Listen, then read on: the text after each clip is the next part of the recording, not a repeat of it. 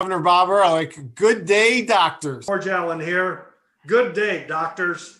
Hey, this is Governor Chris Christie from New Jersey. Good day, doctors. Go! You're watching Dr. Politics.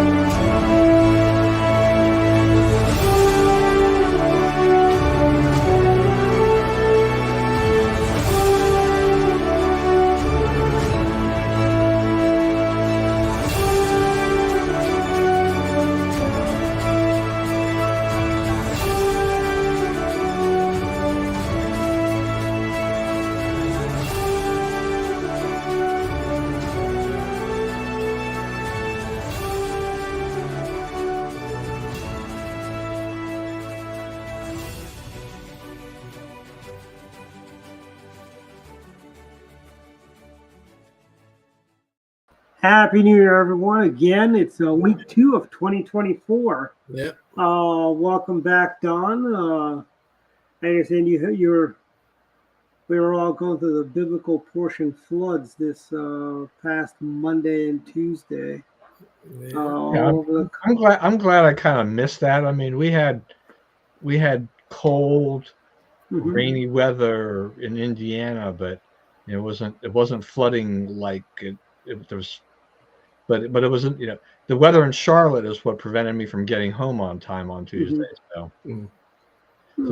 the downside was, cost us about $100 more because we had to rent a car for another day and stuff like that. The upside is we spent another day with the grandkids. So there's, I think that was worth it. But I could watch the weather from Indiana. I'm like, this was not good. Did you see Annapolis was like, it's funny, I was telling somebody about the Maryland GOP website has a picture of downtown Annapolis. That whole area was underwater the other night. I think Alexandria was underwater as well. Yeah, they got flooded, I heard. And, even in my backyard, Don, I usually don't get any puddling or anything, but there was like parts of the backyard that had puddles in it. I usually don't get puddles even in the strong thunderstorms of the summer, but I saw puddles in my backyard. That's how much rain we had. Yeah, and the only thing I could check from Indiana was, my doorbell camera, which just shows the street, so for the most part in the porch. Yeah, we do it all over again tomorrow. It's going to be tonight, actually. The rain's supposed to start at some point. Yeah, it's supposed to last till like 3 a.m. here in Northern Virginia and Fairfax. Yeah, and we've got...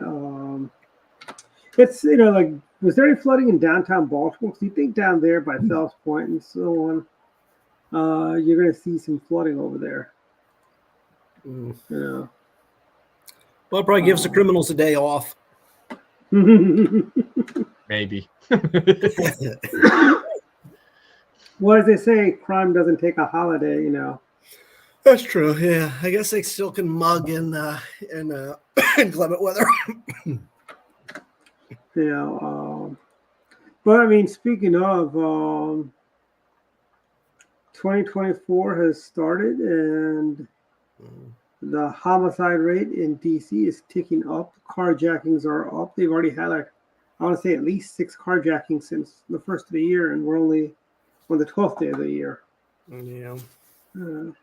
I think that's one of the underreported not the crime, but what probably is unreported is why Leonsis is moving the team out of D.C. I don't think anybody has the heart to say that it's crime, and I don't think Leonsis has specifically said that, but I wonder if that was the reason. Well, Leonsis You just call them the Bullets. Yeah. Did I call them the Bullets? Yeah. Hey, look, when I was a kid. Well, that's the thing. I mean, it's Redskins too, right? For us, it's Redskins and Bullets. And it really did a lot of good, right? When Poland changed the name, he didn't, to the Wizards, because of the there was actually a move a few years ago to switch the name back to the Bullets. Change the name of the team. That's going to solve crime or something. Or what's about shooting each other? And it's funny. A few years ago they were talking about. I remember Brian Neiman, when he was in WML, was talking about there was talk about changing the name back to the Bullets because, the murder, because they were saying the murder rate's not what it was when they were the Bullets, Yeah. Well, I don't think it's I don't think it should be a major concern. Team of us, the name of the team's nickname, the sports nickname. I mean, you're right. Maybe others will tease DC. Oh yeah, aptly named the Bullets and all. So there may be some teasing, but I don't think it really should matter. Yeah, but I mean, that's, neither here or there. If they're being teased, what are they, little children? They can't take a little teasing. Yeah, that's true. Yeah, but I mean, I always just kind of equated the Bullets, the name of just something that, really more of something that was more about speed or something like that. Faster than a bullet, speeding bullet kind of a thing like that. Yeah. But this is how much our society's changed in the last 20 or 30 years, is that all this sensitivity, you can't have Indians, you can't have this and that and the other. So, sports teams from, where the NCAA decreed, to get, teams had to get rid of these offensive nicknames. Montgomery County Public Schools, we don't have any of those, anymore, right? I mean, my old school, Northwood Indians, are now, what are they? The Warriors? Yeah, the Warriors. Yeah. Something or other. I don't even know what they are. Well, and I mean, in Virginia, they just went hog wild, especially Northern Virginia, changing all the names of schools. And then just like T.C. Williams and stuff like that.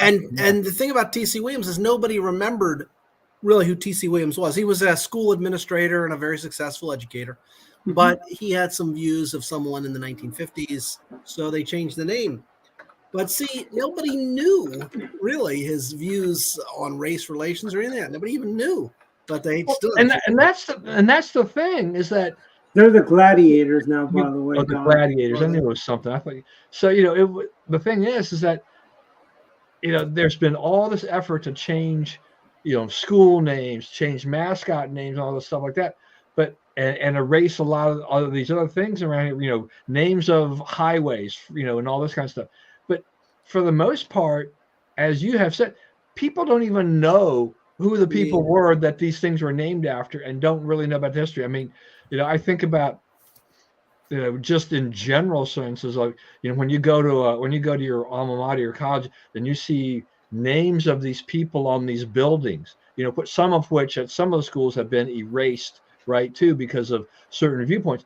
Most people didn't know who the heck they were. I mean, today, I mean, look at this. We still have the Dirksen Senate office building, and we know and Russell, the Russell Senate building. Yeah, Russell Dirksen is one of the House, but still, both were segregationist Democrats. The Woodrow Wilson Bridge. Yeah, the Wilson Bridge. There was actually talk about changing that name, by the way. Yeah. Back when the new bridge was being inaugurated, and I remember Michael Graham, when he was still on radio, was talking about that, and somebody said, maybe they should call it the Teddy Roosevelt Bridge. Yeah.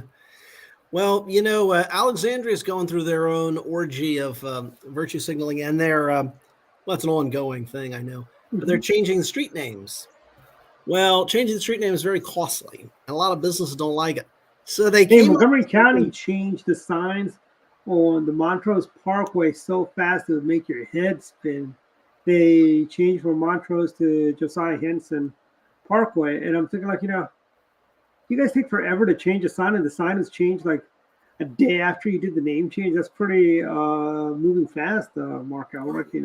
I didn't know they'd move that fast, but they are too clever in one case. There's a street Early named after Jubal Early, and he was a Confederate honcho, and they want to change the name, but they also realize that's costly. You know what they did?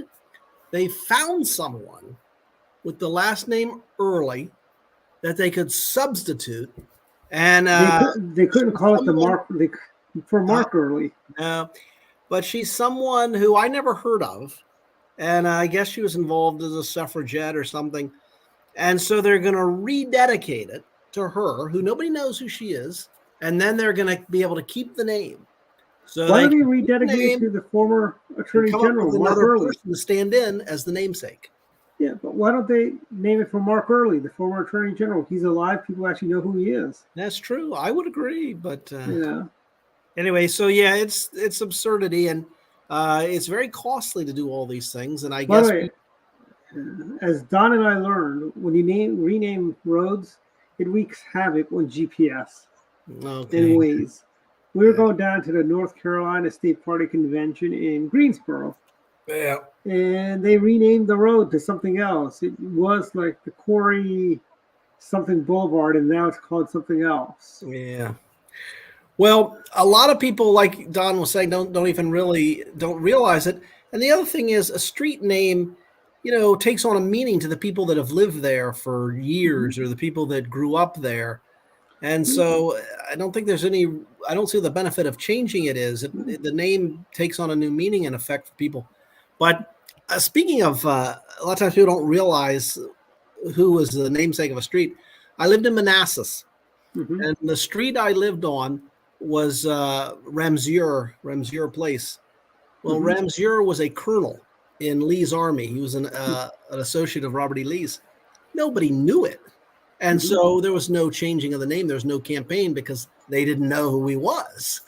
So I suspect that's the way it is with a lot of these names that people don't realize. And sometimes ideas to and sometimes they would change names for the sake, like Montgomery Blair was Abraham Lincoln's postmaster general. My high school was named for him.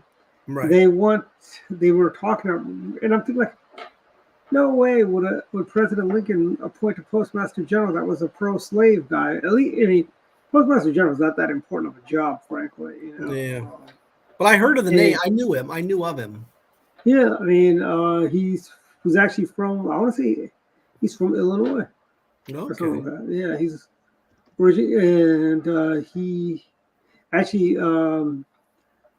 when he was postmaster general, he built his mansion in Silver Spring where there was a natural spring coming up, and that's why he built it there. I think that's right around where the Blair Mansion Inn is. I don't know, Don, you might know this better than I would, because the Blair Mansion Inn is gone too. So I mean, my youngest two kids, after we moved from Silver Spring over here to Gaithersburg, they switched from from John Kennedy High School to Zadok Magruder High School. So Magruder High School is only a few miles away from where I live. I mean, I only learned a few months ago that there's actually a process right now. They're trying to rename the school because it was discovered that he enslaved 26 people. But here's the thing is that Zadok Magruder was a Revolutionary War patriot, right? Do they ever confuse with the Magruder of Magruder Park? So I mean, a lot of times you hear about these things because it's Civil War related, right? Yeah. That tends to be kind of the focal point. Civil War, enslavers, bad. But now they start, they even reach back into Revolutionary War. I mean, and I know we've talked about things in general on the show before, but there's this lack of context, going on here where, we're judging all of these things on what people think today, what particularly the liberals think today. Yep. This is what was happening 100, 200 years ago. Very different circumstances, of how people live their lives and all of these things. I don't think anybody's going to say, I'm pro-slavery per se, but the conditions and a lot of things going on there were very, very different. We know of Abraham Lincoln freeing slaves and all of these kinds of things. So but it is this broad brush. As soon as they find out you had a slave, okay, your name's got to go. Yeah, it's like Grant. Yeah, like General Grant, I guess. Yeah, it's just nuts. Yeah. General Grant was an alcoholic, He was like Hunter Biden. You should show him some mercy. He had a drug problem. But I mean, that's all name change stuff, and I had to say, a lot of these countries around the world, when did we start recognizing Myanmar? I thought we were still calling it Burma because Myanmar was run by the despots, Yeah. When did I guess it was Obama that decided to start calling it Myanmar or Myanmar. Myanmar is a town in California. The country formerly known as Burma. Yeah, I mean, And you've got a lot of places like you that do the name change. Remember, Belize used to be British Honduras. Yeah. And Rhodesia, Rhodesia. now Zimbabwe. And what do you call it? Bombay is now Bombay. And what the funniest thing is when I have people correct when I call it Bombay, and I'm like, Yeah, I always thought it was Bombay, but I see now Mumbai. Yeah, they did the.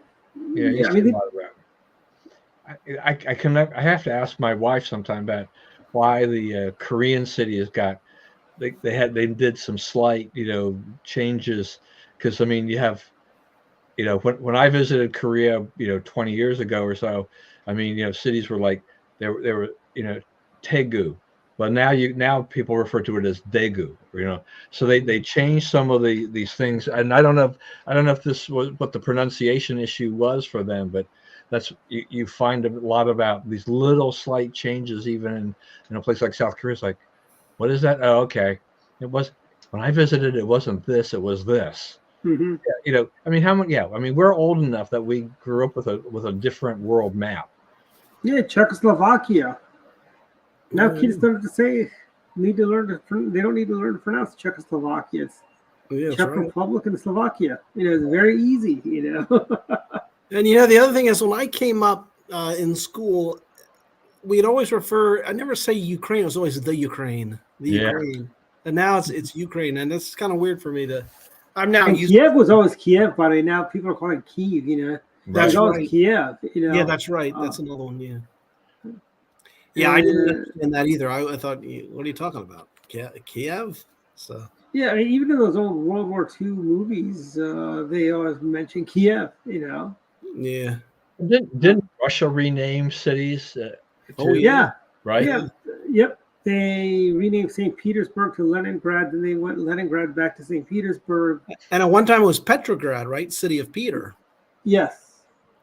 So, yeah. And you've got, I mean, even, what do you call it?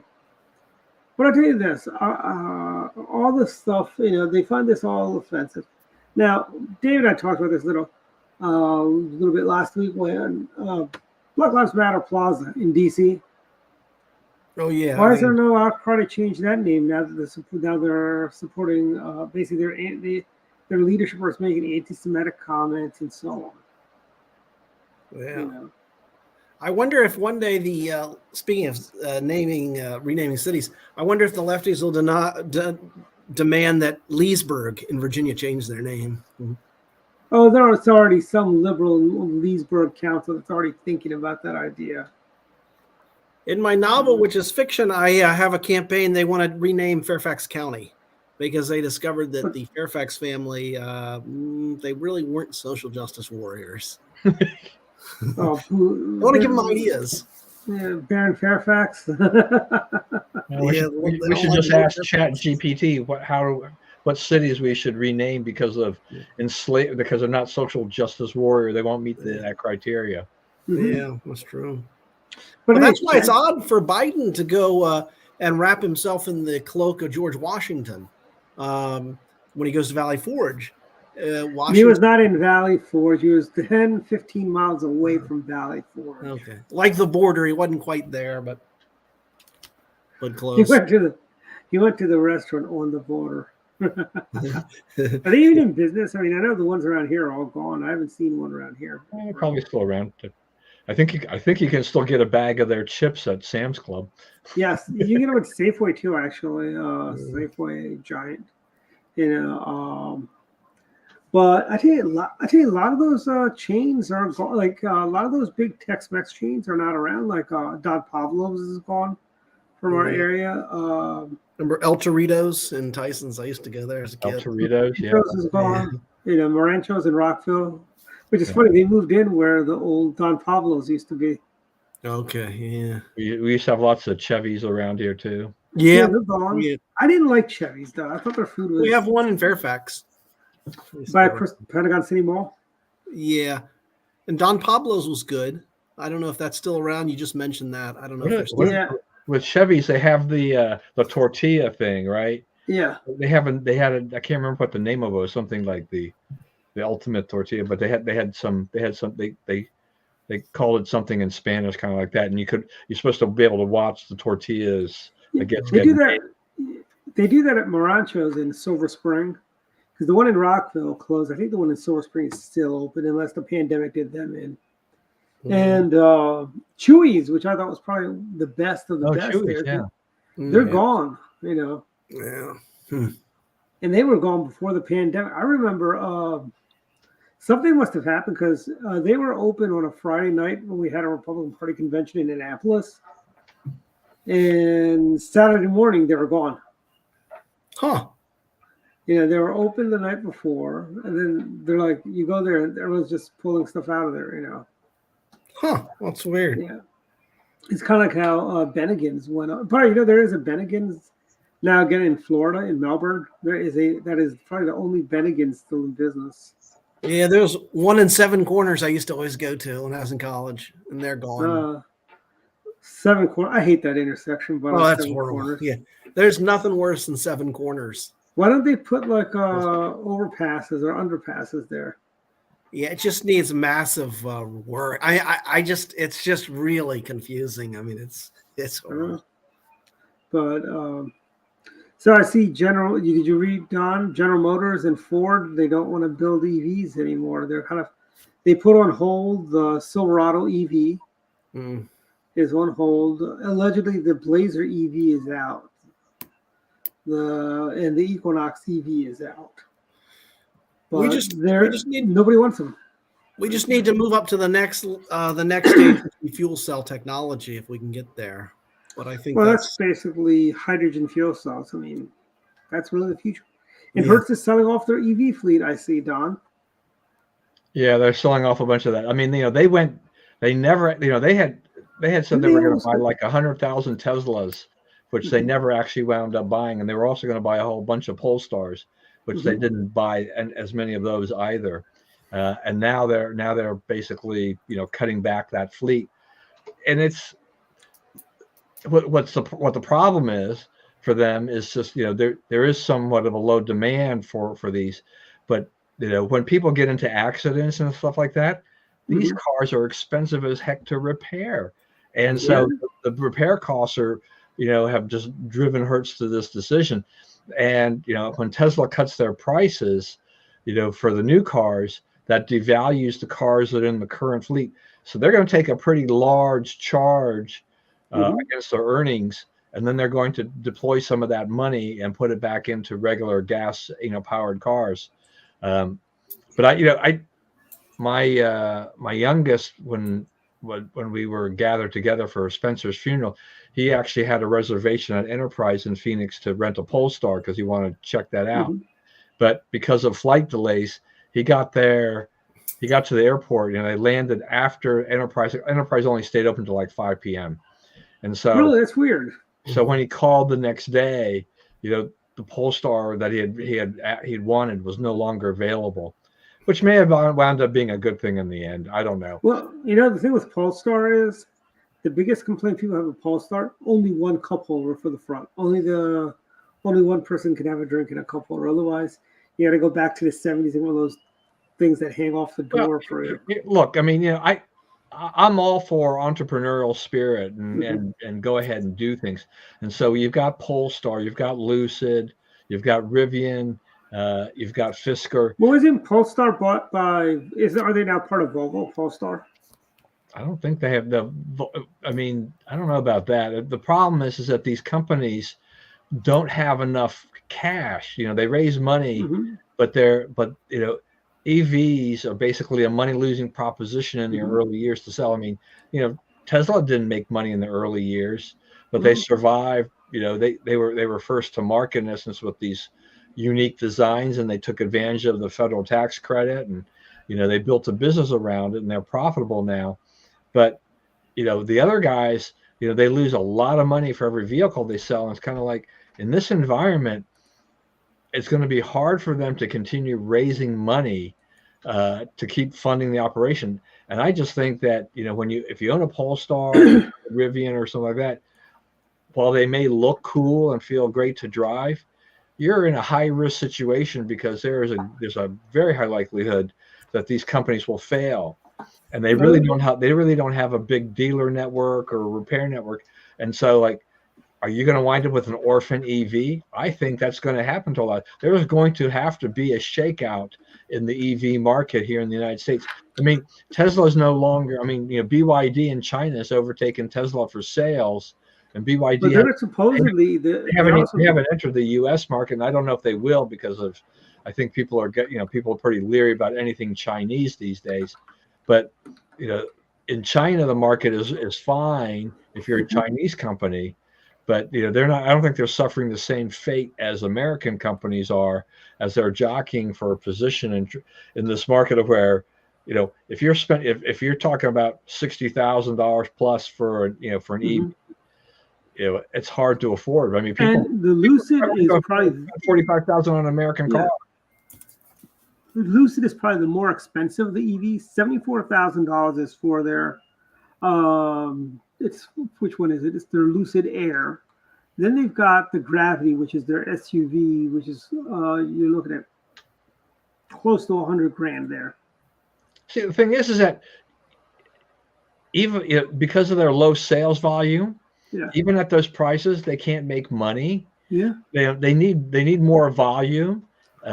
But this is that chicken and egg thing. I think I mean, Elon Musk would, he would take that and he would cut that price to build volume, and then so that he can get some buzz, and then hope that people pick up on it. I mean, not that many people bought Teslas in the beginning. I mean, there are a lot of people who pre-ordered them because it was kind of cool and kind of new, but he just kept that. He had a momentum for a long time. I mean, you've got the Rivian, you've got their R1T, which is their truck. That's about $74,000. And you got the R1S, which is their SUV, and that is a whopping 80-some thousand, I believe. Well, look at you talked about Hertz at the before. Here's the thing. I mean, Hertz is going to basically flood the market with like 20,000 EVs. Yep. What does that do to the price of the used EVs out there at that point in time? All of a sudden, it's kind of like stocks, right? I mean, when a company decides that they want to raise more capital, they're going to sell more shares of the company. Well, all the current shareholders get diluted. So this is what if you own a Tesla EV right now, and Hertz is maybe going to sell you, will sell you an used Tesla for $20,000. You're like, what happened here? I just, the value of my Tesla just went down right now. Like right now, a 2021 Model S is $58,000. That's a used one. Yeah. 2020 is $62,000, and I mean, they're which is still kind of high for a used car, but Hertz when they start, and a lot of people are not keeping these EVs that long. I mean, they are finding the batteries is like basically almost like a catastrophic failure. It's like the Cadillac Seville with the North Star engine, if you remember, Don. When they blow a head gasket, the car is totaled pretty much. And that's what you're looking at with a lot of these EVs. I tell you what the problem is, they don't have a Model T equivalent of the EV. Yeah, I mean, and the Chevy Bolt is probably the closest you can. Very low. It's a low-priced car, and the bottom is actually falling out of the car market. If you read some of the, I haven't seen it in our area, but evidently around the country, CarMax is in trouble with their used car business. Maybe they'll go the way of Circuit City. You've got problems, Are you saying that? Are you saying that on purpose because CarMax was spun out of Circuit City? Yeah. And like Jeep, the Wagoneer brand, they're struggling to sell the $100,000 Wagoneer. I'll say this about CarMax because one of my financial advisors, they really like the company overall. So used car market's been kind of tough. I mean, Carvana struggled, and Zoom, I think, is at bankruptcy or something like that, or was it called? I guess it's called Vroom. And so CarMax actually, so their sales volume dropped, but I think apparently they became a little pickier with who they were financing cars with and doing things. So their profits actually went up.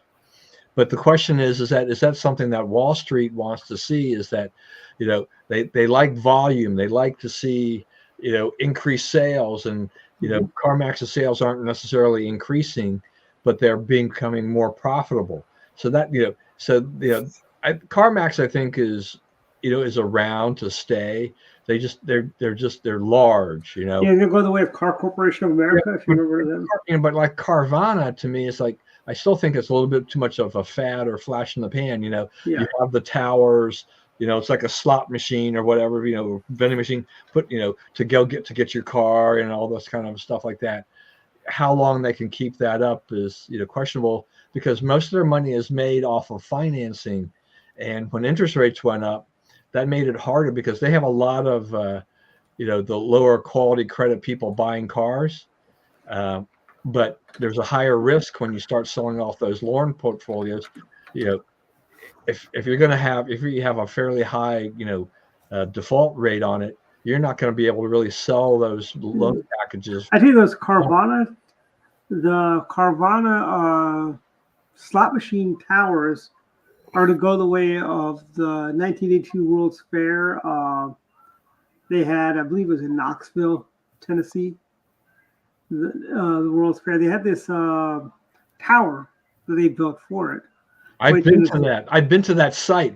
I was at a conference in Knoxville, so I walked a few blocks over to the site, and I'm like, this is just shows you what happens, when you spend this money, and doing all this stuff, and then you're left with the remnants of it, and it's like, now what do we do? I mean, look at Queens. You still have remnants of the World's Fair they had in 62, I guess, or 52. The World's Fair. No, it was like in 1960 something. I mean, my parents took me up there. I have no recollection of it. Do they do World's Fairs anymore? I mean, they had one in New Orleans. It seems to be the last one I remember. Every once in a while. I mean, they've had some. I went to one in Japan years ago when we were visiting. Tokyo Expo, like 1970 something. Oh well, I went to that one, and that was the first one I went to in Japan. Was 1970 when my father was still working for the government, but they had another one in like.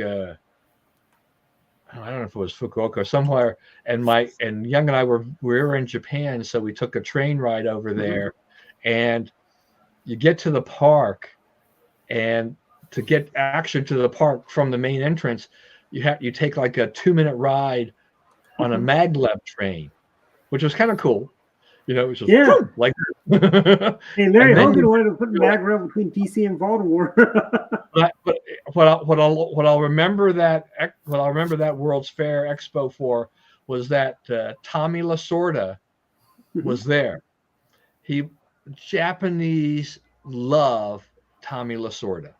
Right? Yeah, they were in love with him. So I may have somewhere along the line, somewhere in this house I have a picture like from the crowd. I don't know 20 or 30 people deep at least. Of where I've got like a camera and I've taken a picture of Tommy Lasorda surrounded by all these Japanese people. Wow.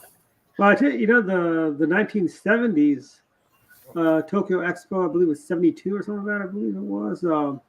But the reason I know about it is because the Japanese, kaiju movie Gaimer, the rival to Ishiro Honda's Godzilla franchise, was featured. They did a whole feature of the Tokyo Expo in the movie, which was kind of interesting. It was the first time they did a movie where they kind of did a tie-in to like an event that was actually happening in Japan at that time.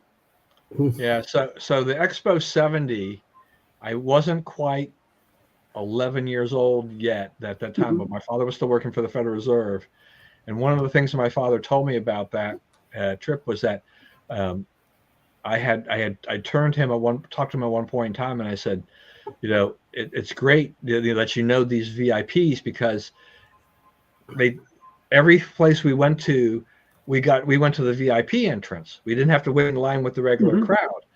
And my father looked, he said, He said, listen, because I turned to you, I told you this. He says, I am the VIP. He was representing the Federal Reserve. He was in the Asian division over Japan and things like that. So yeah, he was the one getting treated. We rode around in limousines and stuff like that, but I had no idea my father was was considered the VIP. To me, he was just dad. And I wish I had better memories of exactly what I saw there. I mean, I just, now it's been 54 years almost. So,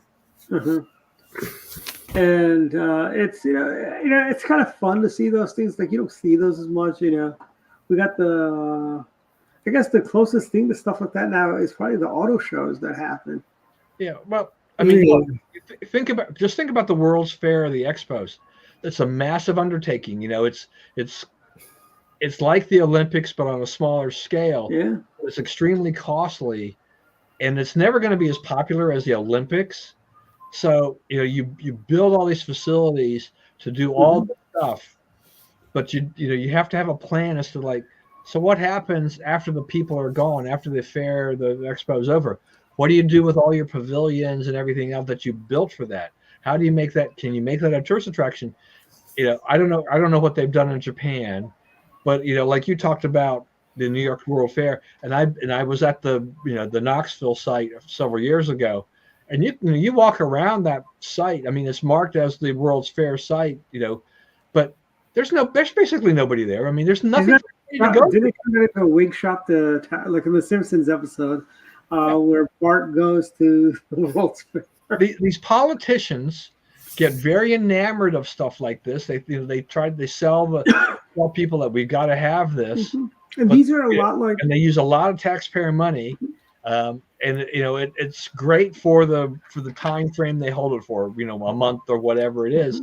But after that, there's no real use for what's left behind, and sometimes it's just costly. They have none of this is useful. We'll have to spend money and tear it down. So they got to spend even more money.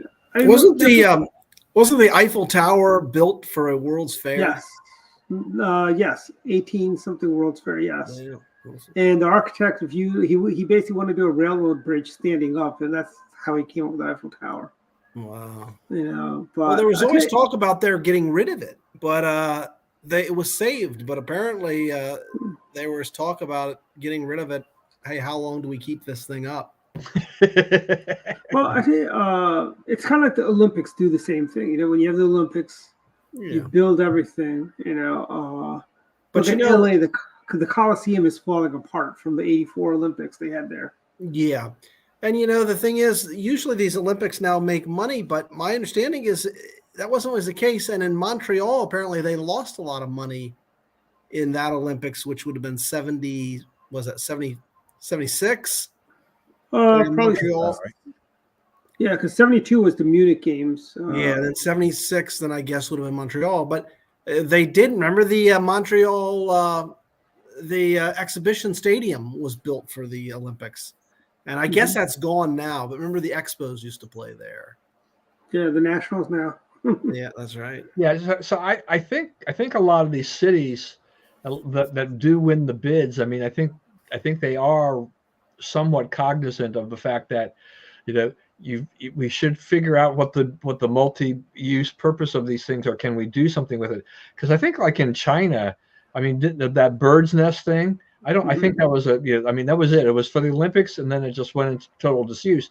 But I think a lot of cities, they look around like, what can we do to create some long-lasting value of things? I mean, I want to say Atlanta is probably the only city that's done it right. When they had the Olympics in Atlanta, they put all those roads in, spent a lot of money on those roads. Mm-hmm. It's almost like a death trap going down 85, though, because everyone drives like maniacs there. Because you got to jump like 6-7 lanes to get over really fast. They come really, it's really fast. Come through here and there. But I mean, look at Lake Placid, New York. They host the Winter Games in 1980. Yeah. And it's kind of like what is it?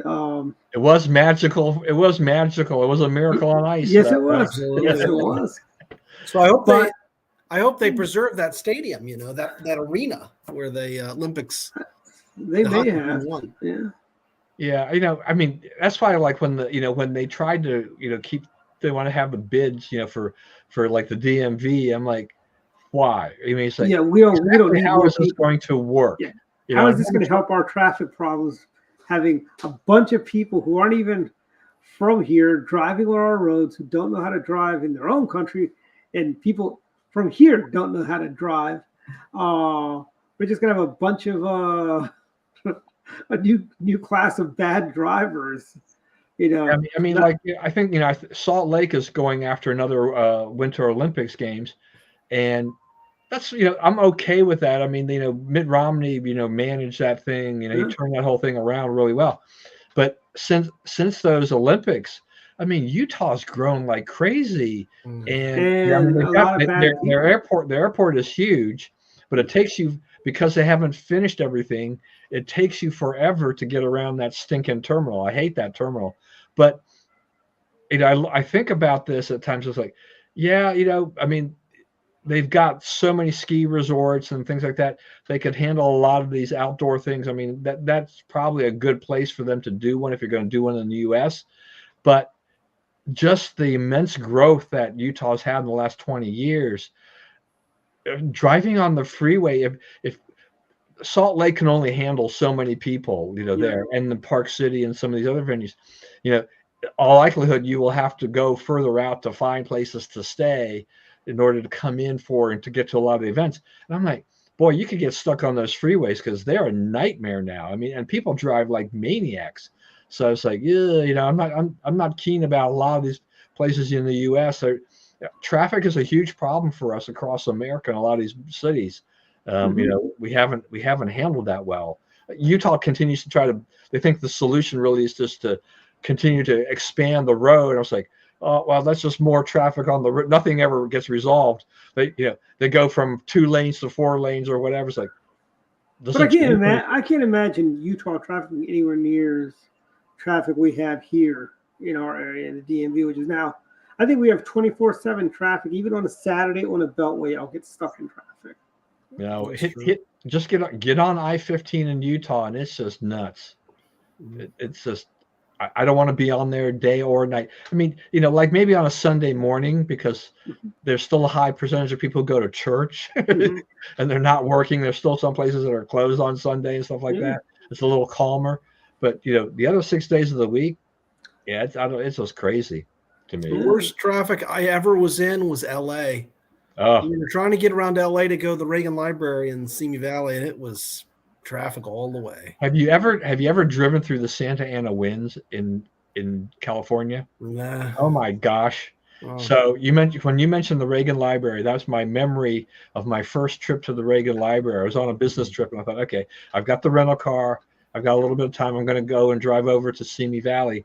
Yeah. And so this is like in November. Okay. And I didn't think anything about Santa Ana winds. I didn't understand any of that at all. And I had a little Ford car or whatever, just one of these, 2-door cars. And I'm telling you, I'm holding on for dear life because you hit that valley and those winds, you don't think about it, but you feel like your car is going to be swept off the road at times. It was amazing. And it's like, I am never going to, when I hear Santa Ana winds, I'm like, just, you got to know what to do when you're driving through those valleys for that. It's just amazing. It's something else. Yeah. Reagan Library, one of the greatest places on earth, right? Oh yeah, I loved it. Yeah, it was great, and got to walk through Air Force One there when you went. Yeah, isn't that wonderful? Yeah, it's great. Yeah, it's a great place. Though my father raced the stink there one year, because they have those exhibits they rotate through, and he had, gosh, what was it? There was something they were exhibiting.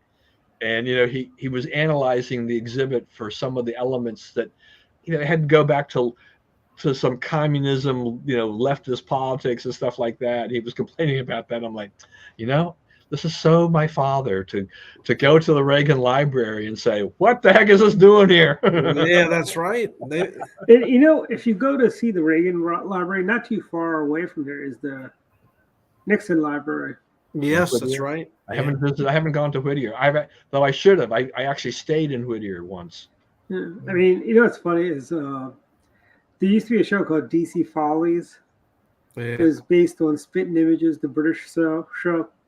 And I remember the very first episode, they have one where they're at a bar, and it's the President Nixon's presidential bookmobile. And they're saying that a lot of your books in your presidential bookmobile are actually overdue books of the Library of Congress, implying that President Nixon never returned the books that he checked out of the Library of Congress. Obviously, it's the Library of Congress, not quite the same as your public library. You go check out a book, but it's kind of funny how that was like in the 80s. People still remembered Watergate, and they all wanted to make fun of President Nixon. You're kind of making me think that maybe what I should do is I should make some effort to go and see the Nixon and the Bush libraries just to try to compare all these Republican presidents. Well, by the way, it's the Texas GOP convention is coming up this year. It is the 23rd and through the 25th. Where is it? What city? Houston. Okay. I was at the Houston in 1992. I was at the last Republican convention there. Well, that was you went to the national. It's in San Antonio. Actually, not Houston. My bad. So you were there in '92. You were there in '92 as well. Yeah. Wasn't that something? Yeah, it was great. I loved it. It was my first and only one. I always tell people that Ronald Reagan, the last Republican convention he went to was 1992 Houston, and that was also the last Republican convention I went to. So that was the only one. That's the only one I went to too. Now we were Accuracy in Media. We applied, and so we were vendors there. We went. So we were in the Astro Arena, right? Yeah. And we had no idea how this was really going to work. I mean, I had done state Republican conventions, but this was a whole nother animal, right? Yeah. And so I brought in a bunch of the staff, and Jamie Wheeler, who was running Accuracy in Academia, took a bunch of kids down there. He had, I will say, this is one of the most brilliant things I'd ever seen in my entire life. For what Jamie did there was that Jamie is like the ultimate Reagan guy. Oh yes. Yeah. Right? And so what he did was that he printed up hundreds of Reagan T-shirts. And I don't know if you remember those posters and everything he had, but it was Reagan with his head in a noose. Yeah. About and he's done versions of that with Trump and other things like that. About the liberal media. But he put that on a shirt, and on the back of the shirt it said Reagan True Squad. Okay, I remember that. And all the college Republicans that he had lined up, he gave them a T-shirt, and then he gave them a packet of cards. He had a pack of cards which were talking points about Reagan, so that when and if the media stopped these kids running around with these Reagan shirts, right? Yeah. If they asked them, if they were talking to him, they could say, remember, Reagan did this about the economy. Reagan did this about this. They had them all lined up. He had all these facts lined up on a bunch of little cards, like 10 little cards. Yeah. And it was just amazing to see that. So, we had a lot of media show up at our vendor table from, Ted Koppel. I was talking with Ted, and, he's kind of like, he sees the poster and the T-shirt, and he wants to get some of the stuff. And so I don't know. It was like $8 or whatever it was. And I said, I'll just let you have it. And he looked at me and he says, no, he says, I can never have, knowing that, saying that Reed Irvine gave me anything, So he insisted on paying for his merchandise. But we got a lot of media hits out of that. But that night Reagan gave a speech, right? Yeah. I was in my hotel room with my cohort, Charles Moranto, and we were lying on our beds and we were watching the speech, and we're just like a great speech and everything like this. Mm-hmm. But I don't know if anybody remembers this at the end of the speech, when everybody's clapping and everything like this, and Nancy's out there with him. One of the college Republicans had been close enough to the stage that he threw a T-shirt onto the stage. Oh, wow. Reagan bent over, picked it up, and held it up to look at it, right? Wow. it went bananas Oh wow. and everything. That's cool. You can do those special effects. I don't know what happened there. It's like, what the heck was going on there? Those special effects with But StreamYard. so we had this kind of funny receptionist back at our office, and we called the next day to check on. Was it Ellen? Was it Ellen? No. This was, I can't even remember her name. She didn't last very long, but she says, "What did you guys do?" She goes, "People are calling about this poster, this T-shirt. They want to know how they can get it and everything like this." But the whole Jamie Brilliance. I mean, it was that getting a kid to do that. That poster, like they had a picture of that poster in U.S. News and World Report. We had these little rather biased stickers. We were, I remember those, stuff like that. Yeah, media would ask us about that. There were news reports about the stickers and about Accuracy in Media, back then about that stuff. So it was an interesting time. But yeah, my first and only one. I would have loved to have gone to others, but after that, the rates went up and the logistics. Well, 96 was the last time they did vendors like that, because 96 they didn't have vendors. I mean, they had vendors. Was the last time they actually had a big room with all the vendors. Basically. But they changed because here's the problem with what they did is that they award a master vendor contract. Yep. And the master vendor contract, the person who had that in 96, they determine how they're going to have that run, and their rules were nuts. Yeah. About when you had to open and all this kind of stuff and all of these things, and it's like, and they jacked up the price, and we're like, no, we can't do that at all. Like in 2000, it was just a solo vendor. 2012. Didn't Harlan go to Philadelphia? Yeah, he was the only one there. Yeah, right. So just like at San Diego, like in what do you call it? In Tampa, he was the sole vendor there. Last year they had something, but it was on the outside. We had these vendors. It was just like these. It was like all these small people selling pins and shirts and stuff like that on the outside. Nothing compared. Like I remember, 96 MRC had a big booth there. You had the Reagan Library, the Nixon Library was there. You had NRA had a big slot there. ACU had a slot there.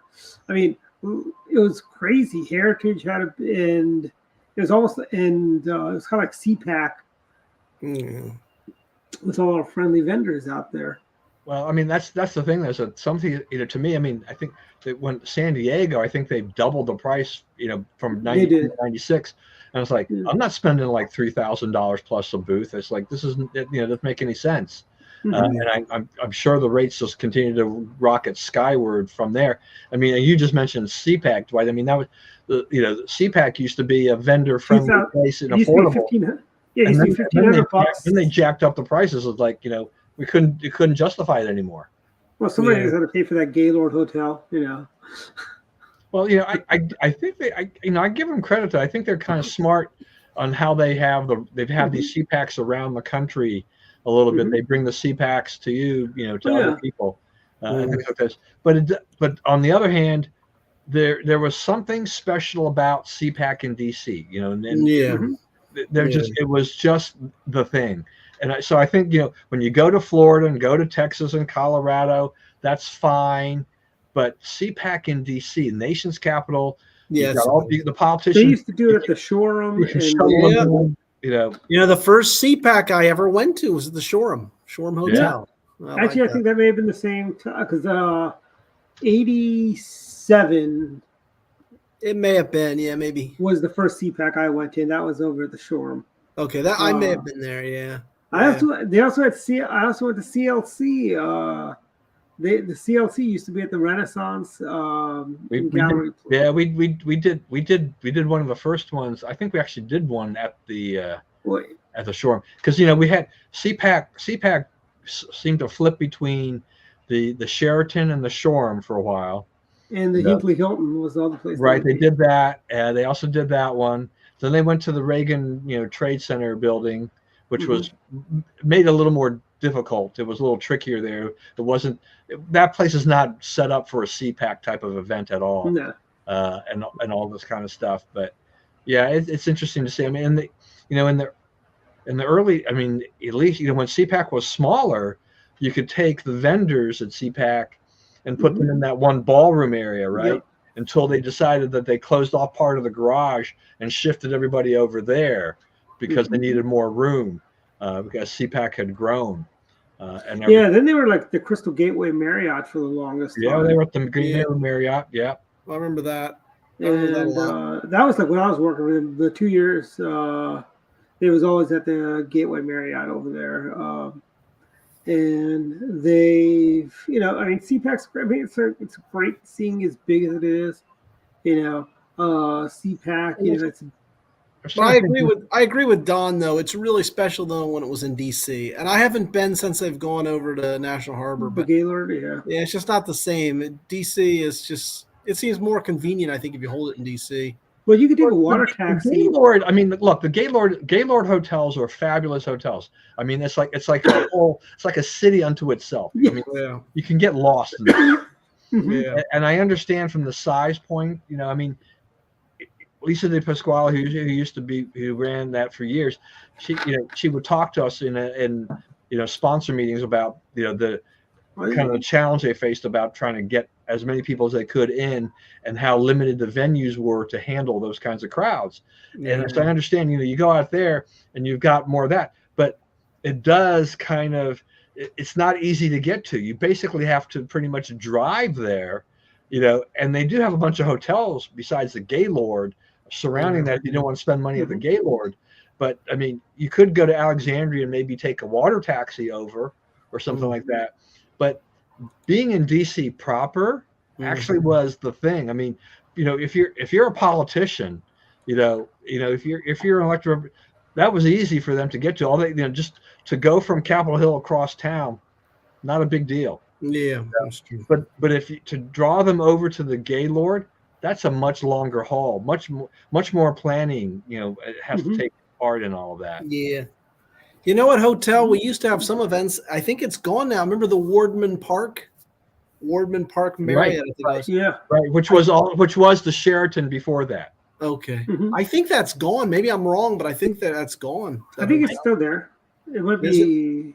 Well, I know the Wardman Park of it. They were trying to do some things. Yeah. There are definitely some changes that have occurred down. That was also. They also did. Didn't we also do it at Mayflower? The Mayflower also. We've had CPAC at the Mayflower too, right? Maybe. Or something was at the Mayflower. Maybe the ALEC conference actually may have been out there. And there's so many conferences around. When I was young, my Shoreham story. Well, two CPAC stories. I first saw Morton Blackwell there, and I was just a young kid. I was a young volunteer. And I saw Morton, and I knew who he was. But he looks at me and he says, "Are you on staff on the Hill or something?" And I was so flattered. I thought, do I look like maybe I could be on a congressional staff? And my other story about the CPAC there at the Shoreham is I was working for this lady who was doing some PAC fundraising, and we're going to have Newt Gingrich come to speak. And I'd watched all the chat shows, so I knew who he was, of course. And this is before he was speaker. So she had me wait out in the front of the hotel, the Shoreham, and Gingrich got out of his car, and the driver dropped him off, and I introduced myself and that I was going to take him to the event, and so he followed me through the hotel. And we got to our suite there. So those are my two sort of CPAC stories early on when I was a kid. Yes, and little did you know that you'd one day work for one of Newt's nemesis. What, Morton? Paul Weyrich. Oh, Weyrich, yes, of course, yeah. Yeah. I had to look up the Wardman Park. So the hotel, the whoever owned it went into bankruptcy, sold to a developer who's they're trying to build 900 residential units on that property. So the hotel is gone. Okay, John, man. But yeah. Well, also the Shoreham is also where we used to do, where we had our high school prom was at the Shoreham. My father said he saw Frank Sinatra in concert at the Shoreham. Really? By the way, before we go to final thoughts, I do want to touch on the fact that it's a sad day at Dunkin' Donuts. Mm. Governor Christie has dropped out. He's left the stage. There's- And on a hot mic, he basically just trashed the other two candidates that are also running. Jeez. You know, So does this mean that you're going to redo the opening and excise Christie out of your opening, or does no, this- I like having him there. I'm fine with having him there. he's you know. gone? Let's get him out of here. No, he's fine. He's still a former governor of New Jersey. You know, just like we have Spiro Agnew in our opening, we'll keep Christie in the opening as well. You know. You talked about the names of bridges. They should name that bridge in New Jersey or whatever that he allegedly shut down. They should name it after him, the Chris Christie Bridge. That or the Krispy Kreme bridge, you know. But yeah, he's gone, but he won't. He's not going to be. Maybe him and Larry will team up and run for president on the No Labels party. You saw Larry Hogan resign from No Labels too. I saw that. I didn't know what it meant necessarily, but He's probably going to run for president. all right. With Joe Manchin, maybe. No. Yeah, Joe Manchin. There's a whole bunch of those disgruntled people. I want to say Bobby Kilberg, you know, a legend in Virginia Republican politics. She's kind of went off the deep end a little bit there. Yeah, I think that's always She been the did- case. Yeah. She did a fundraiser for Terry McAuliffe when he ran for governor. Yeah, I'm not surprised. She's Uh, never conservative, really. yeah. I mean, she was no Ann Kincaid. No, Anne's great. God rest her soul. She passed away. Yes, she is. Yes, she is. I met her during the Mark Early campaign, actually.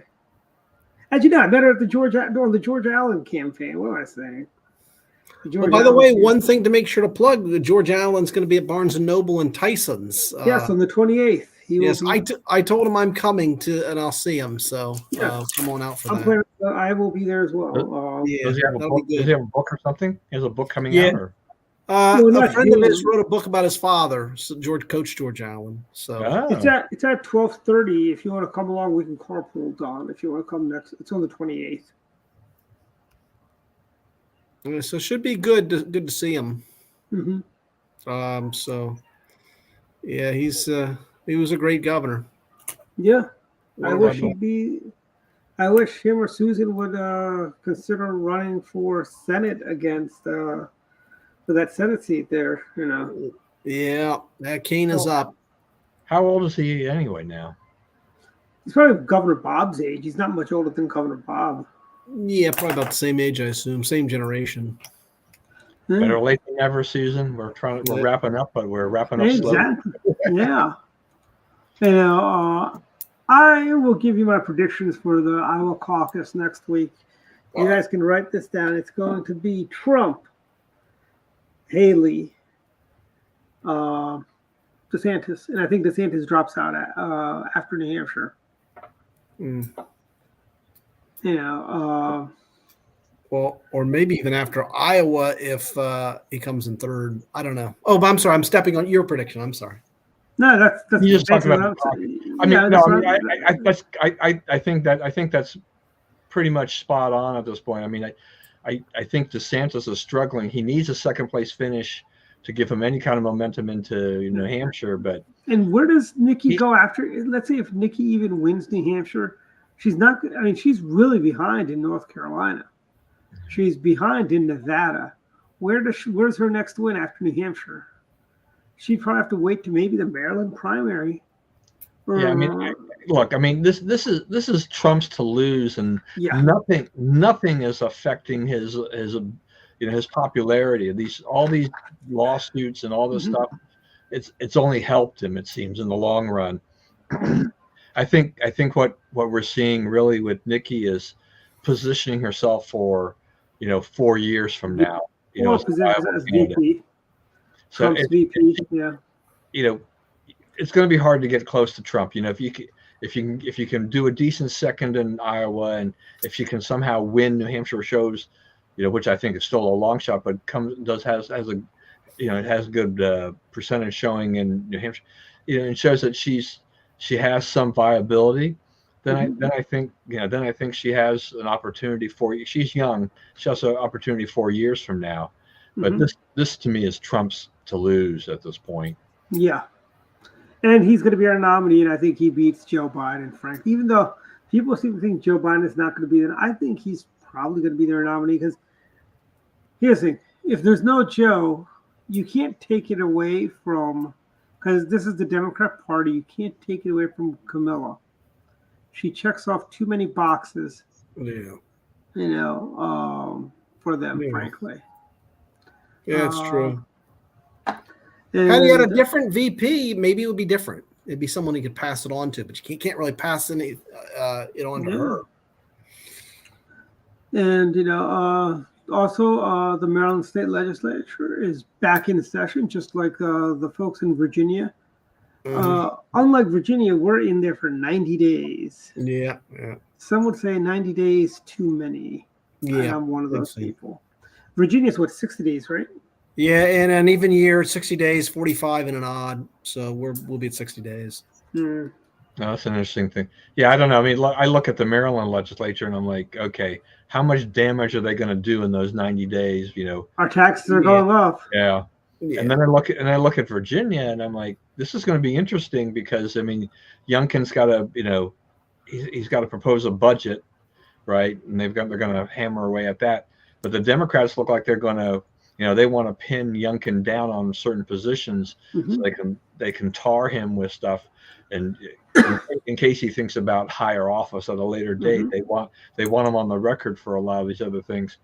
I think they've already have them down already introduced or considering introducing. I think they want to codify abortion or whatever. Into the Constitution, so they're already moving in this left wing direction. Yeah, that's to bypass him if they try for constitutional initiative. But a lot of the stuff still is got to go to his desk. And he had a great line the other day in his State of the Commonwealth speech. He talked about sending him bills that would meet the business end of his veto pen. So, well, that's right. I mean, that part of the thing is that I mean, the Democrats may control, but they don't control by much. Yeah. So I mean, they don't. There's no way they have enough to get it. To get through a veto, right? Yeah, he couldn't override, but yeah. And Youngkin's so popular, despite the election not being a great night for us. Apparently, at 58%. A couple weeks ago, we had a poll come out from I forgot who did that one, but it was at 58%. So yeah, I just don't really see where Youngkin expended a ton of political capital on the election.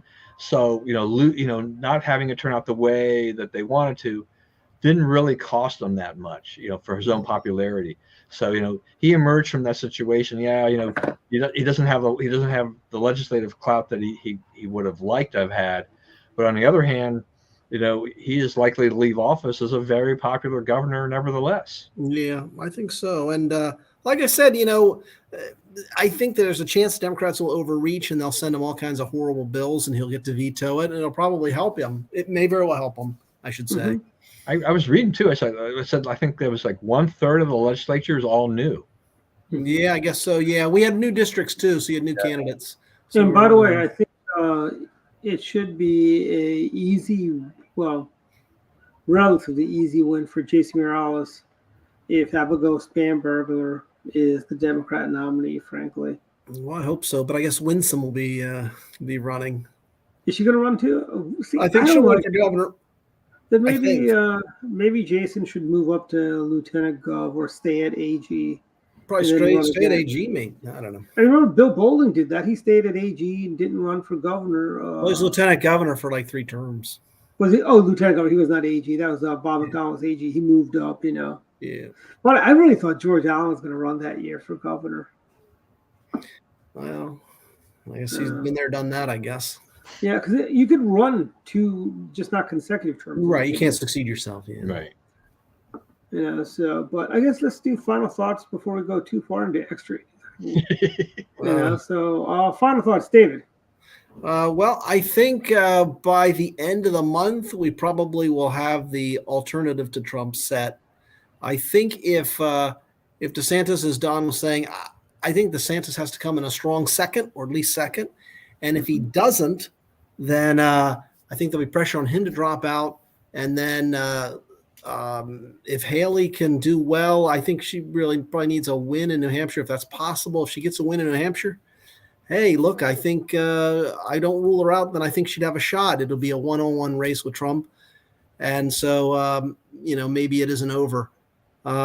So we'll see. I'm back in DeSantis, but if I have to go to Haley, I guess is the alternative, then we give Haley a shot. But we'll see. I think Chris Christie dropping out probably helps her. I think Chris Christie's votes will go to her, not DeSantis. But see, if DeSantis and Ramaswamy drop out, I think their votes will be going to Trump, though. Yeah. Like the DeSantis people will probably go to Trump, as will the Ramaswamy people. Well, I think the Ramaswamy, yeah. But I don't know that he's got that Definitely the Ramaswamy, yeah. Yeah.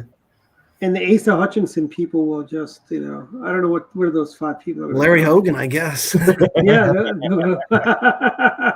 If Larry runs, Yeah. So, but anyway, I guess that's my final thought. We'll see what happens. Don, final thoughts? Final thoughts. So our wonderful, esteemed Anthony Fauci admitted that the social distancing, the 6 foot rule, actually was not based on science. Oh, miracle! Like now he tells us, right? I mean, it's like not that most of us didn't already say like that was a bunch of bunk to begin with. Yeah. But it just like how much lying and garbage did we get out of these people, running our COVID policy, and the media just buying into this stuff and promoting all this bad stuff.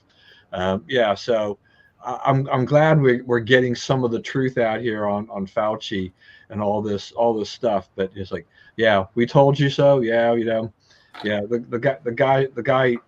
He definitely, I think, earned his name as Fauci, right? Okay, Dr. Fakey, Yeah. Inflation popped up a little bit in December. This is one of those things where the markets are expecting one thing and they get another. Biden can't get on there and say inflation is cooling. Inflation has just been decelerating, and then it just took a slight tick upward. This is still kind of a slog on trying. The Fed is trying to get the inflation number down to 2%. It's going to take a while, if they ever really get there, because we have a whole new set of circumstances now, thanks to the pandemic, thanks to all of our government spending that has kind of set a new bar as to where inflation is going to be, and we're not going to see prices go down. We will see shrinkflation continue, right, Dwight? I mean, yes, prices will stay the same, but package sizes will continue to decrease. We're going to see a lot more of that, I think. A brick of Breyers ice cream is $7.99. I mean, that's kind of, I draw the line there a little bit. $7.99 for a brick of ice cream. Yeah, I noticed snack prices are really much higher than I ever thought they would get. Well, potatoes are $2 a pound, and one russet potato is a pound. Yeah, and egg prices are going back up again, I think. By what? Yeah, and a loaf of bread is $3 to $5, for a loaf of bread. How did? I mean, you look at it. You're pricing the stuff based on like Safeway and Giant and stuff like that, which for me, is not very relevant because we still do all of our shopping for the most part at Costco and Sam's and the Asian groceries, right? But have you seen the shrinkflation at even at Sam's? Like I buy the pistachios there. They've gotten smaller. They used to sell Jelly Bellies in a jar. Now they sell them in a bag. Well, Costco put their nuts in a bag, and they say I think that's more their environmentally friendly thing to do. Yeah, but there's the content of a jar of Jelly Bellies is higher than the content of the bag of Jelly Bellies. Yeah, I mean, look, these manufacturers, no matter who they are, what they count on is us not really noticing the shrinkflation aspect of things, right? I mean, I think when I really first noticed it was when my kids were small, because diaper prices Diapers, were expensive. I always thought they were kind of expensive, Mhm. but they held relatively steady. But over time, a diaper or two would disappear from the box. Yeah.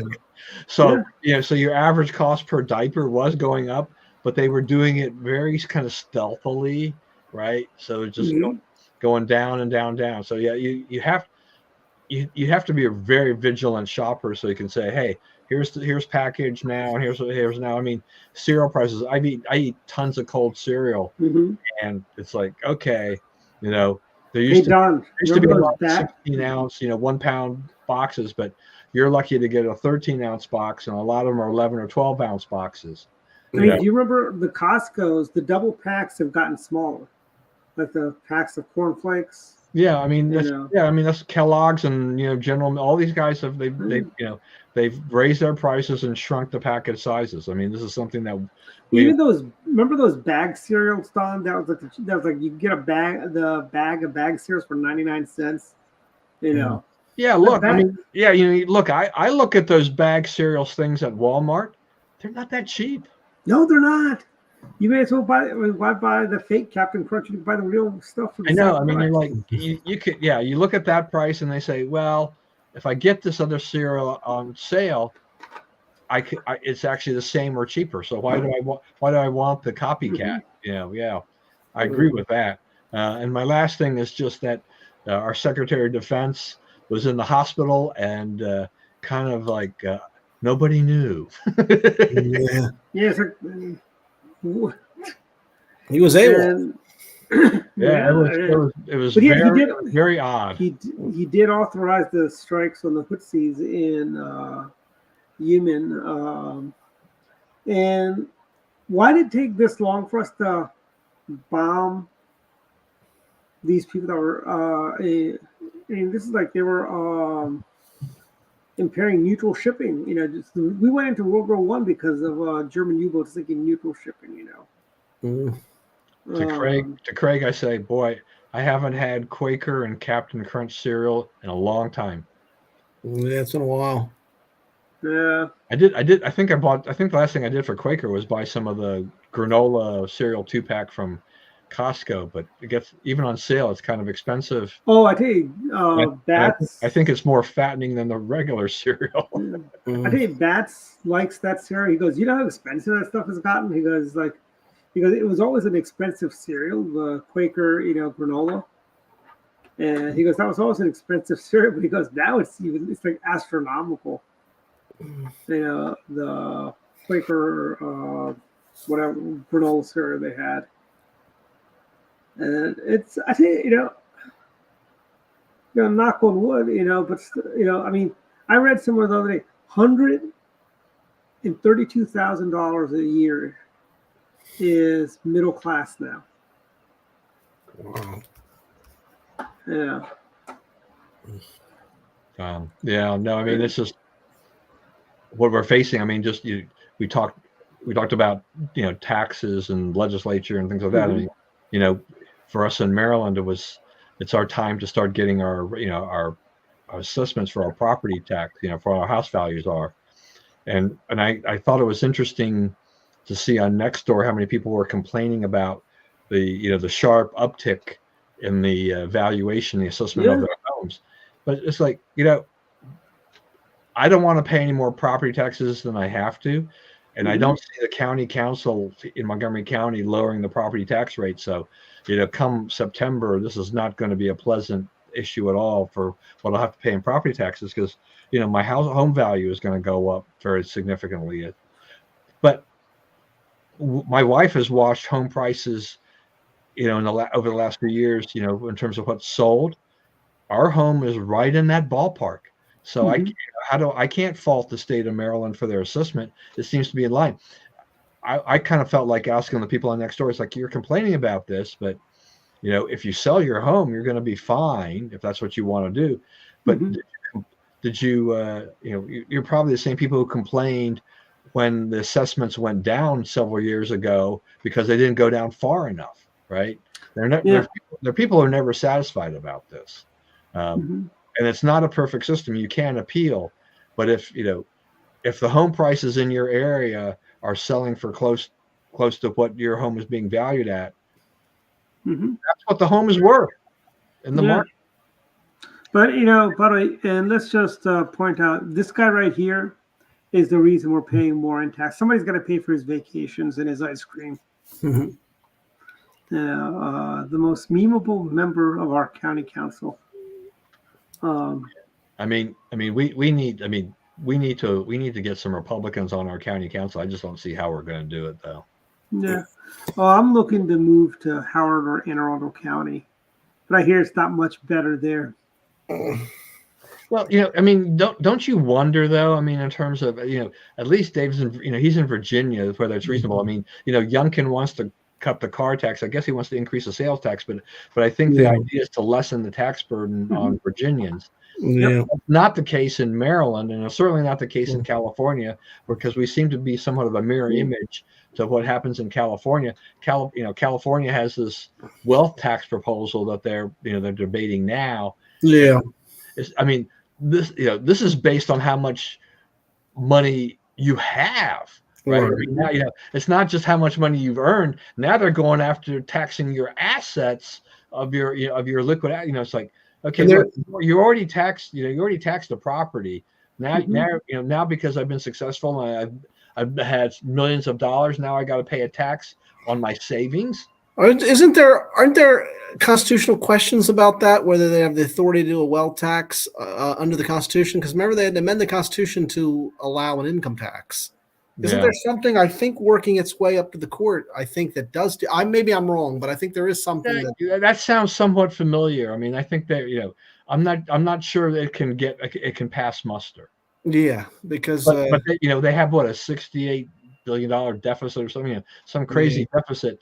And Newsom, I mean, the legislature is trying to find a way to plug the gap, and then Newsom's playing games with it too, to try to find a way to cook the books a little bit. Yeah, and of course, the Wall Street Journal had a commentary the other day, which Newsom didn't like, but apparently it said that even if he were to get it through, the wealth tax, and they didn't lose any more people, it still wouldn't make up the difference. Yeah, it still wouldn't. And look what happened. You remember what happened in Maryland, Dwight, right? I mean, Democrats, they increased the taxes, and the wealthier people fled. Yeah, and like I said, as I tell people, Anne Arundel or Howard County, it's only just a temporary bridge. It's like a shelter just for the next few years before I make the permanent move to Florida, where I've got no income. And the other thing too about that wealth tax, Dave, if I recall, is that they're trying to make it apply to even people who move out of the state. Yeah, there's a way they try to catch you. I don't know how they do it. They got a California, they're protecting their borders from keeping people. They want to keep people in. Yeah, and they're setting up checkpoints as cars leaving. Are you coming back or are you going away? If you're going away, you gotta, we're gonna take half of everything in your car. Yeah, that state's becoming just a total dumpster fire of a state. Oh, I mean, it's funny, Gavin. And that's why you have net migration now, right? I mean, people continue to leave the state. Yeah, yeah. Maybe we should put a wall around California to keep those people in from.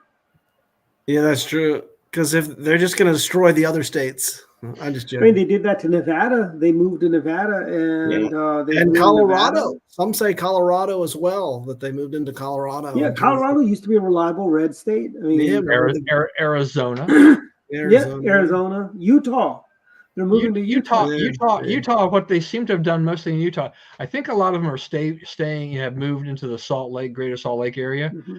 And Salt Lake itself and that area has been liberal for a long time. Mm-hmm. So that if they just congregate there and just kind of concentrate right there, that's fine. Leave the rest of the state alone. Utah will be fine. Yeah. But New Mexico's another one that's been ruined by Californians. New Mexico used to be a reliable Republican state. Yeah. They had 2 Republican senators for the longest time, and a governor, Pete Domenici, and I remember Pete Domenici. Yeah. Well, why are they leaving? Even liberals are leaving. Why are they leaving? High cost of housing, the taxes, all these liberal policies, and they flee. The homeless in the streets. Wake up, people! you've moved to a lower tax state. Yeah. There's a guy on YouTube. Let me get his name for you. I actually know the guy. He does these spotlights on places. And recently he did a thing on how Austin, ever since they defunded the police, Austin has become a virtual hellhole, pretty much. He's done that. He's gone to San Francisco. He's gone to LA, and he's talking about how these are what, I mean, he's from California, and he goes, and this used to be a nice, and now it's just it's over by homeless, illegals. You've got all sorts of things in the streets, and it's crazy. Yeah, I'm glad I got to see beautiful San Francisco before it got destroyed. That was years ago. Yeah, and his name is Nick Johnson. Actually, is his name. Check it out. Check out his channel. It's youtube.com/Nick Johnson. He's got a thing. He's doing Texas. He did Colorado. He's actually doing a road trip. He did a road trip late last year, going all over, kind of highlighting the flaws of Democrat policies of defunding and so on. But he's done some great work. Check him out. It's good stuff. Any other final thoughts, Don? That's it. Okay, my turn. Final thoughts. One, I do want to say that I'm going to be going out after the show to Missoni's Italian restaurant in Perry Hall, Maryland. It is the best food I've had, Italian food. They've got Squire's Pizza, and the ice cream there is to die for. And it is not $7.99 a brick, like at the Giant and Safeway. Go out there. It's 8833 Bel Air Road in Perry Hall. Check them out. Great food, great people. Say hi to Greg, when you go there. But great little restaurant, It's Did they give you a discount for this ad? No. Greg's just a friend, and the Massonis are good people. Okay. And it's a nice family atmosphere there. It's it's one of those old time restaurants that it's like Duke Zebert's. Oh yeah. But Maryland has good restaurants. I'll say that. Mark, is that the same thing Mark plugged on Wednesday? Yeah, he did too, didn't he? Yeah. I think there's something going on here, but okay. Nothing's going on. No. Basically, another final thought is I'm kind of glad to see the EVs sales are plummeting, frankly. And out of the most absurd things I've heard from people, somebody said, "Why don't we just build a canal to bypass Suez, and so we could take shipping through?" I'm like, yeah, we're going to start the canal in Algeria and end up in Tanzania, and ships get out there. I mean, there's no hostile territories you're going to be going through there. But that is the most absurd thing I've heard in 2024. And also, my resolution of no M&Ms in 2024 is still going strong. And other final thoughts is 2024, get busy, go volunteer, go work on a campaign, put Joe Biden on the unemployment line, because with the exception of two people, I posted the question, are you better off today than you were 4 years ago? And the answer is no. Only people that say they're better off are liberals, pretty much. They say they're better off today. And I had a lot of fun on January 6th. You know how they were saying never forget January 6th? I'm like, yes, never forget January 6th, when gas was $1.99 and inflation was 1.3%. And we had less than 500,000 illegal aliens crossing over at our southern borders. So never forget January 6th. And that kind of gave some liberals some heartburn about that, and they were a little upset. And how much was gas on Jan 6? $1.99. $1.99. Was that the national average, kind of, or? Yeah. Well, that's good. And now it's $3.08 roughly about. All right. Oh, but it's not. It's gone down $2 from what it was $5. Yeah, but it's still up Yeah. or it used to be. Yeah. But yeah, so those are my final thoughts. We'll see everyone again next week. And don't forget to visit George Allen and Mike Richmond at the Barnes & Noble in Tyson's Corner, January 28th. Come on down, say hi to Governor Allen and thank him for what a great job he did as governor and senator from the great state of Virginia. Yeah. He's a regular on our other sister show, Direct Line. That's good. Cool. Good night, everyone. All right. See you guys. See you guys. Mm-hmm.